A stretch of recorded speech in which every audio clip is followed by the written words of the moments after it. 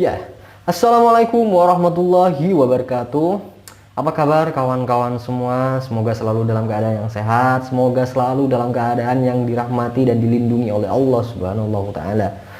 Kawan-kawan semua, Islam adalah agama yang indah ya. Islam selalu mengajarkan kita untuk berpasrah kepada Allah, dan Islam selalu mengajarkan kita untuk selalu ikhlas ya dalam menghadapi segala ujian, macam-macam ujian yang ada di dalam kehidupan kita sehari-hari. Ya, tidak hanya berlaku kepada kita yang sudah menjadi muslim sejak lahir, namun juga ujian-ujian seperti itu halnya banyak juga menimpa para saudara-saudara kita yang baru memeluk agama Islam atau yang mereka yang menjadi seorang mu'allaf. Dan ya kawan-kawan, hari ini kita akan bercerita, kita akan berbagi kisah tentang seorang mu'allaf wanita ya, dimana ia ini rela disakiti hingga dimasukkan ke rumah sakit jiwa karena dia memeluk agama Islam. Subhanallah. Dan itu dilakukan oleh keluarganya sendiri kawan-kawan.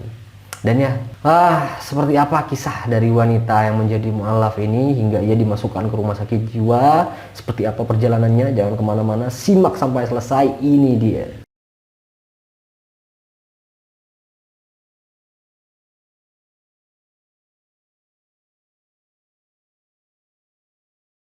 Namanya adalah Maria Veronica Sinaga ya. Dan perjuangan dia ini untuk memeluk agama Islam tidaklah mudah kawan-kawan. Wanita yang berasal dari Medan ini sampai dianggap gila oleh keluarganya sendiri.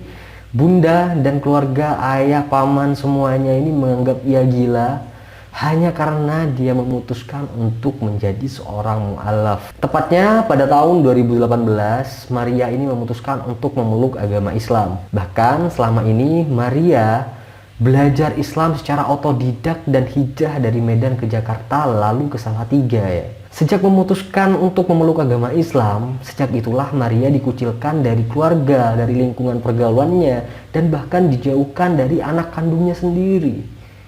Masya Allah. Tidak hanya itu kawan-kawan, Maria ini juga dimasukkan ke rumah sakit jiwa oleh keluarganya karena Maria ini dianggap sudah tidak waras. Sampai kedua orang tuanya meninggal, dia juga belum sempat menyampaikan kenikmatan hidup yang ia rasakan selama memeluk agama Islam.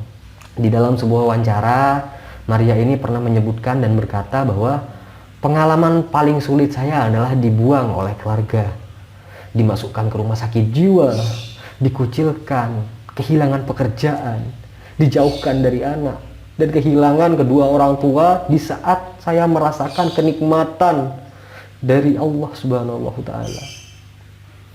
Hal yang benar-benar sulit ya menjelaskan ke orang tua kalau ini adalah keputusan yang saya ambil, kata Maria. Maria juga menceritakan bahwa awalnya dia ini memeluk Islam dengan mencoba menggunakan cara yang bersembunyi lah dari orang tuanya, dari keluarganya. Namun lama-kelamaan meskipun dia ini menyembunyikan kebenaran itu tetap terungkap oleh mereka. Nah, akhirnya ketika orang tuanya ini mengetahui bahwa si Maria ini telah memeluk agama Islam, dia pun diusir dan mendapatkan berbagai perlakuan tidak menyenangkan, yaitu baik dari keluarganya, baik dibully oleh teman-temannya, juga oleh saudara-saudaranya sendiri. Bahkan Maria ini juga berujar bahwa ia ini pernah diancam ya. Setiap hari diancam akan dimasukkan ke rumah sakit jiwa.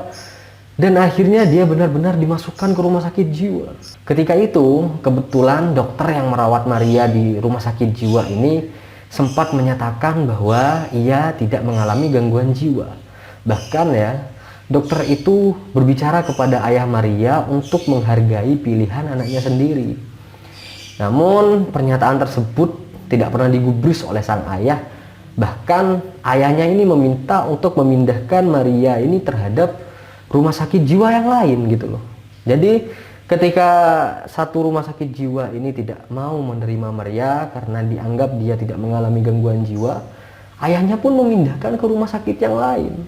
Dan di dalam satu wawancara juga Maria ini menyebutkan ya, di situ papa memasukkan aku ke rumah sakit jiwa. Aku disekap, dikasih obat tidur, sampai aku bilang, kenapa kalian tidak membunuh aku sekalian di dalam keadaan aku beragama Islam, kata Maria. Di situ papanya bilang bahwa kamu anak durhaka, Kamu anak yang nggak mau menurut sama aku. Kamu disekolahkan tinggi, tapi kenapa kamu memilih agama itu? Dan Maria waktu itu pun masih menjawab ya, ia menjawab, karena ini adalah hidayah dari Allah, Papa. Nah, hingga pada tahun 2020, keyakinan Maria dalam memeluk agama Islam ini sebenarnya sempat goyah ya kawan-kawan.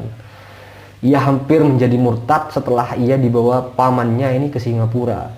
Namun, lagi-lagi karena hidayah dari Allah Subhanahu wa Ta'ala, Maria kembali ke jalan yang benar, ke jalan Allah. Dia memutuskan untuk kabur dari pamannya, sampai akhirnya ia tiba di bandara Indonesia. Maria ini dibawa paksa oleh keluarganya dan disekap selama 10 hari. Subhanallah. Ia kembali mendapatkan perlakuan kasar dari keluarganya ya, bahkan sang kakaknya sendiri ini rela sampai memukul dia, sampai setega itu. Saat di bandara bersama keluarga, aku ditarik ke mobil. 10 hari aku disekap, tidak dikeluarkan dari kamar. Aku dipukul, aku ditampar oleh kakak aku sendiri. Di situ aku memutuskan lebih baik aku pergi dari keluarga dan hidup mati untuk aku serahkan semuanya kepada Allah, ujar si Maria ini. Akhirnya sampai di satu titik Maria ini sangat pasrah kepada Allah atas segala jalan hidupnya ya. Subhanallah. Setelah pergi dari keluarganya, Maria ini memiliki pesan untuk kedua orang tuanya yang telah meninggal ya. Meski telah pergi dari keluarga, Maria selalu mendoakan kedua orang tuanya yang telah tiada itu. Ia berharap suatu saat ia akan dipertemukan di dalam mimpi. Karena Maria ini sangat ingin sekali ya berbicara dengan papa dan mamanya di dalam mimpi. Ia ingin kedua orang tuanya ini bangga melihat anaknya yang sudah bahagia atas pilihannya sendiri gitu. Maria ini di dalam doanya selalu menyebutkan, ya Allah, aku selalu berdoa kepadamu, masukkanlah papa dan mama ini ke dalam mimpiku. Aku cuma mau bilang, Pa, Ma, ini anak kalian. Ini anak kalian yang kalian benci, yang kalian jauhi. Dan kenapa ketika papa dan mama meninggal itu belum bersyahadat? Coba papa mama syahadat, mungkin kalian akan tahu rasanya nikmat yang aku rasakan, katanya. Tapi sampai hari ini si Maria ini mengaku tetap mendoakan kepada papa dan mamanya, semoga mereka itu diampunilah dosa-dosanya di sana, katanya. Dan hari ini Maria menjalani hidup sebatang kara ya. Dan dia ini percaya bahwa dirinya tidak sendiri karena Allah selalu bersama dengan kita ya. Dan orang-orang soleh serta orang-orang yang selehah yang akan mengelilingi kita pula. Subhanallah. Ini kisah dari seorang Maria ya, dimana kisahnya sungguh luar biasa. Kisahnya sungguh luar biasa yang menghadapi ujian itu sendiri, dan ia tetap memiliki keteguhan hati untuk terus beristiqomah di jalan Allah Subhanahu wa Ta'ala.